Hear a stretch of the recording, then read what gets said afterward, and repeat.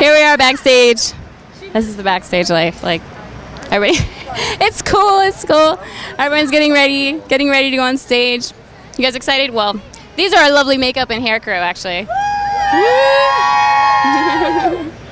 It's really great. My band, the record just came out last week, so for us to get on a tour like this, the week of release, is awesome. And this is the 6th gig on the tour. It's great. Which one so far has been your favorite? Which city, which state? I can't say. What's it say, right? It's gotta be DC. It's gotta be DC. Well, it's just DC. Yeah, it's like a traveling circus, you know? It's like a gathering of the tribes back here. We get to see our old friends, you know, and Jane's Addiction, Duff McKagan, and the Walking Papers, and other newer bands we've toured with before, like Middle Class Rut, and bands that I'd never heard of before this tour, like Circa Survive, who I just watched, who I thought were very good. So yeah, it's a great time. It's a great vibe back here, and it's nice to travel with even the same backstage setup every day. Like, it's nice to see the same people in catering and, you know, who are preparing your food. Little things like that make a big difference. Throw a family, like kind of a bond, right. It's really cool. Really cool. You smell wonderful, by the way. Well, thank you. It's a little weird, but that's. I had to.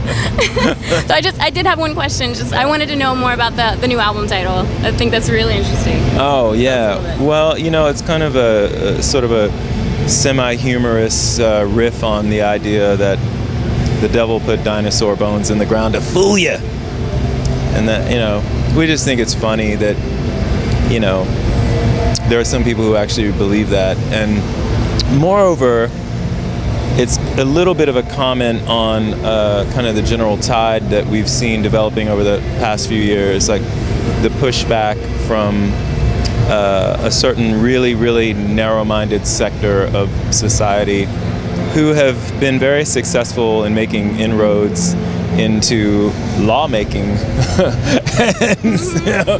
and, you know, as we were recording the album, it seemed like every other day there was some new statement from a person on the national scene who maybe holds elected office that would say something that was so outrageous that you couldn't believe it.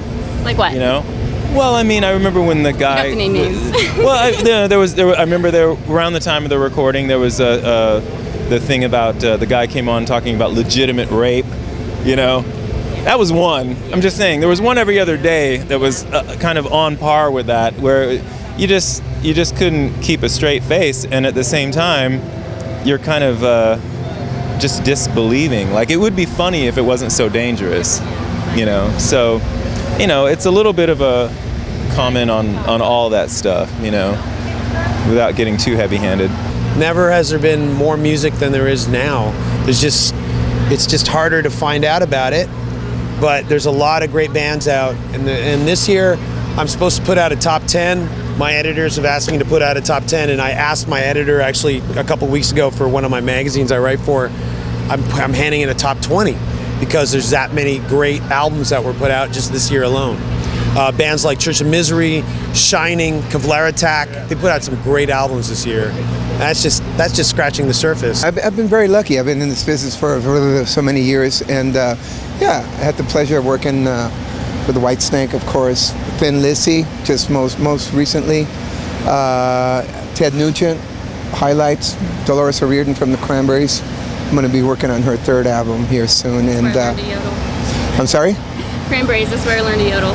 Really? Yo, she's amazing. I'm a big fan of singers, like I said earlier, but it's just great. I'm like, I have the attitude of gratitude. I'm grateful to be anywhere, anyhow, playing any kind of music, and I've been very privileged to be surrounded and be invited to participate in some great projects.